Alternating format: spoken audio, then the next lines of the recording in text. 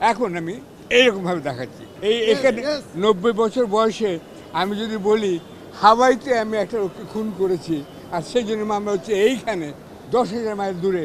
বিচার বিভাগের আমূল সংস্কার প্রয়োজন, এবং তারাই বিচার বিভাগকে সংস্কার করতে পারবেন যারা আমার মতো, মাহমুদুর রহমানের মতন জেলে গিয়েছেন এবং কিছু সময় কাটিয়েছেন।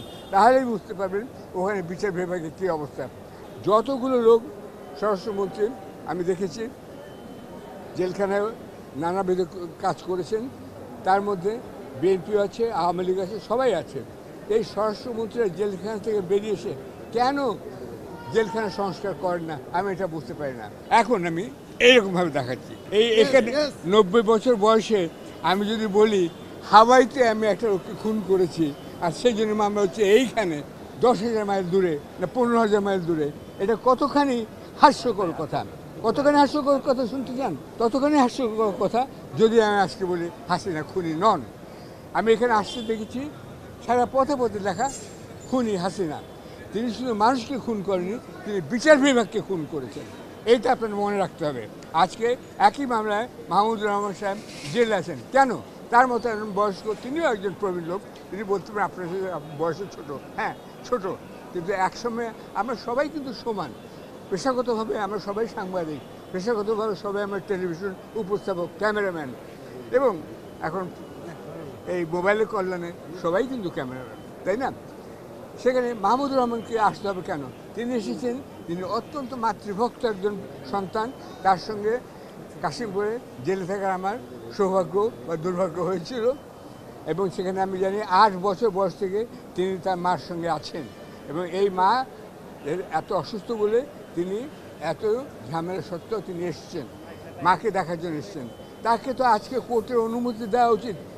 জেলে যাবেন না, আপনাকে আমরা দিলাম অনুমতি, আপনি আপনার মার পাশে থাকেন, মা সেবা করেন। আপনার বাইজিদ বোস্তামির কথা শুনেছেন, আমি জানি না কজন বিচারক বাইজিদ বোস্তামির গল্প পড়েছেন। আপনারা পড়েন এবং একটা মাতৃভক্ত ছেলে মাহমুদুর রহমানের জন্য আপনারা কাজ করেন, সেটাও আমি বলবো। আর আমি আপনাদের সবাইকে ধন্যবাদ জানাচ্ছি আবারও।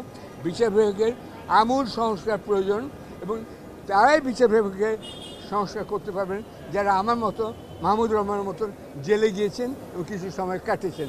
তাহলেই বুঝতে পারবেন ওখানে বিচার বিভাগের কী অবস্থা। আরেকটা মজার কথা বলে দিই, জেলে ঢুকলে আপনারা জানেননি যারা, তারা দেখবেন লেখা আছে দেখাবো আলোর পথ, রাখিব নিরাপদ। এইটা হচ্ছে স্লোগান জেলখানার, এবং চতুর্দিকে সুন্দর সুন্দর কথা লেখা আছে। এই জেলখানাকে আপনার সংস্কার করতে হবে। আপনার লন্ডনের জেলখানার ছবি দেখুন, যে কোনো জায়গায় ছবি দেখুন, মানুষ কত সেখানে নিরাপদে আছে, এবং সত্যি আলোর পথ দেখানো হয়। আলোর পথ দেখাতে চাইলে জেলখানা সংস্কার করুন।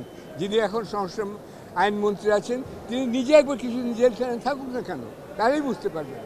আমি আরেকটা কথা বলতে চাই, যতগুলো লোক স্বরাষ্ট্রমন্ত্রী আমি দেখেছি জেলখানায় নানাবিধ কাজ করেছেন, তার মধ্যে বিএনপিও আছে, আওয়ামী লীগ আছে, সবাই আছে।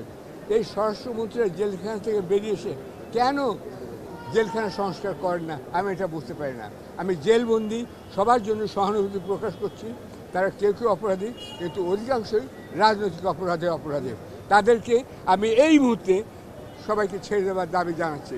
আপনারা সবাই বুঝতে পারছেন না, তাদের বেতন দিতে হবে, স্কুলের ছেলেমেয়েদের বেতন দিতে হবে, মা পরিবারকে খাওয়াতে হবে, এগুলো পয়সা কোত্থেকে আসবে? যখনই আপনি জামিনে পাঠিয়ে দিচ্ছেন কাশিমপুর বা কেরানীগঞ্জে, তখনই তারা বিপদে পড়েছে। এই ছেলে মেয়ে, এই মা বাবার কথা কে ভাবে? আপনাদের ভাবতে হবে, তাদের কথা লিখতে হবে। খালি আমি হিরো বা একজন সম্পাদক বলে মাহমুদুর রহমান হিরো, এটা হলে চলবে না। আপনারা সবাই হিরো।